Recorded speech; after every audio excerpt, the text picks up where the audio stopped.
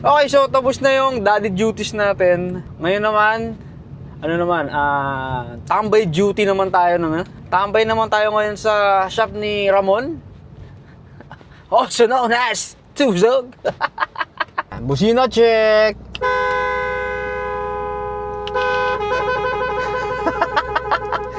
Ingay yarn.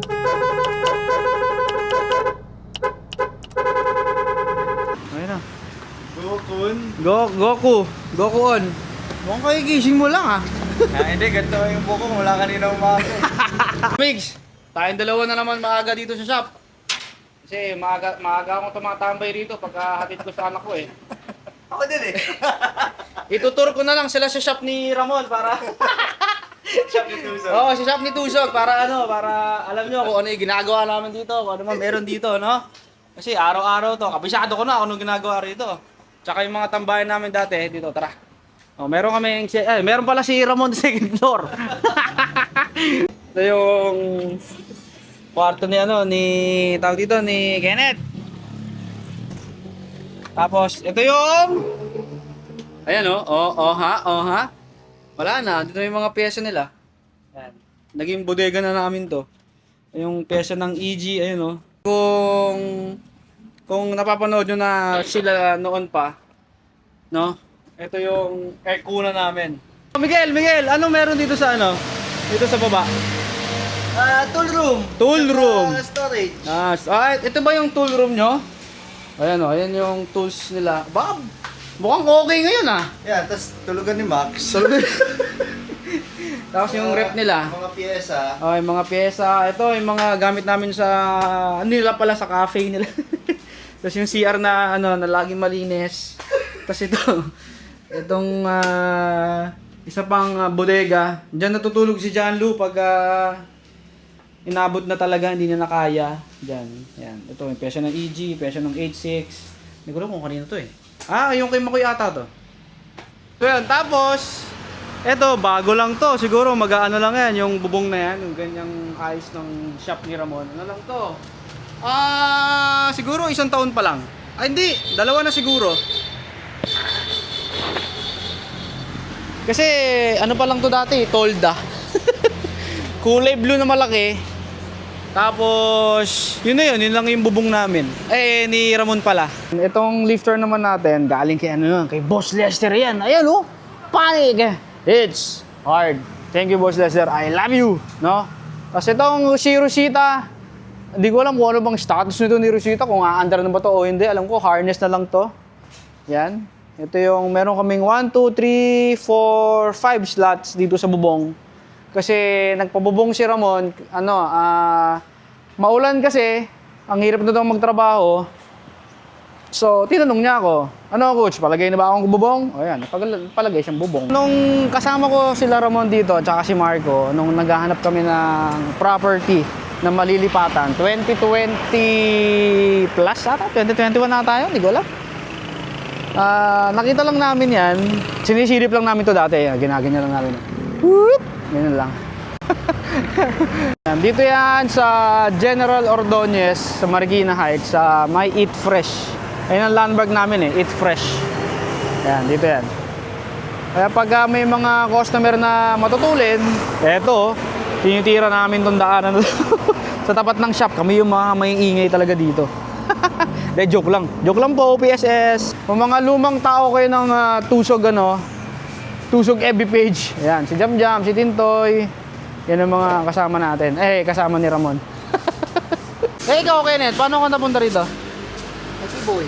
Kay Kiboy? Oo. Yung gumagawa kay Janlo? Tapos kay Janlo dapat ako noon. Kay Janlo ka ba dapat? Oy, bakit naman napunta ka sa amin? Kay Ramon. Wrong set. Nagkamali ng padala. Nagkakamali ng padala? Hindi. Pero di ba meron na second floor noon, di ba? Tama? Yan, meron na second floor yung shop ni Ramon noon. Yan. Kaya nagkataon, dun na siya nakatira. So kung gusto niyo pang malaman tungkol dun sa Tusog, panoorin niyo rito. Dito. Yan. Mga ilang oras din yan, no? Ano yan, hindi naman siya boring, no? Masaya yan, promise. Siyempre, pag magkakasama kami, masaya talaga yan. Ayan yung newly acquired nating ni Ramon na kaibigan. Ayan, na-observe yan, galing sa OJT rito, di ba? Yun ang kwento sa akin, OJT ka daw dito, boss eh. Yan si Max. Yan ang laging kasama nila kahit sa Akay, sa Hacienda, no? Kasi lagi natin kasama. Panay bar, no? Paano lang kapag Hacienda ka ba? Ay, Hindi. Isang beses. Isang beses lang. Di ba, ikaw, madalas kang kasama na, no? Bakit ka ba kasi nagstay dito sa amin? Eh, kay Ramon pala. sa inyo! Hindi, kay Ramon nga. Ba't ka nagstay dito? Wala. Kasi dami ko rin natutunan dito eh. Dahil mo natutunan. So, maniniwala ka ba sinasabi ni Ramon na sa OJT, wala kang matututunan doon? Sa tunay na buhay ka lang magkakaroon ng experience talaga. Oo naman. Kasi nung nasa school ako, parang more on theoretical sila. Tapos pagdating dito, bubuk!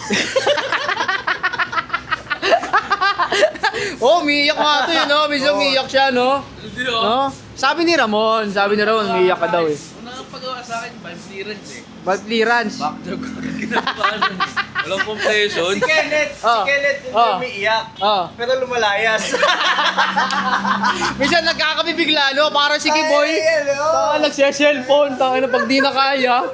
Hindi umiiyak pero mali. Ayaw sabihin, si Kuya, hindi ko talaga kaya. At least hindi sumusuko, di ba? At least hindi sumusuko si Kenneth. Eto, umiiyak si Gedli. Papasok sa tool room.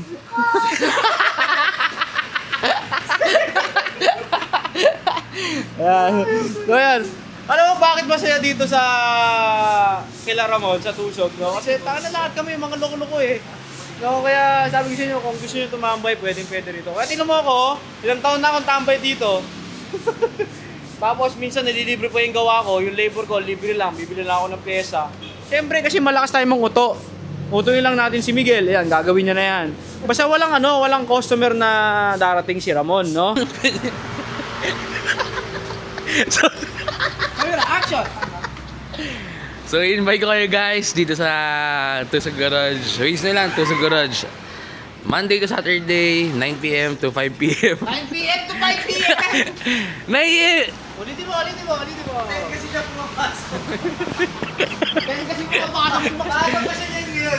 So guys, invite ko kayo dito Monday to Saturday, 9 a.m. to 5 p.m. And Sunday, by schedule, 9 a.m. to 3 p.m. Ways na lang, Tusog Garage. Kita-kits tayo dyan. Buyoy man.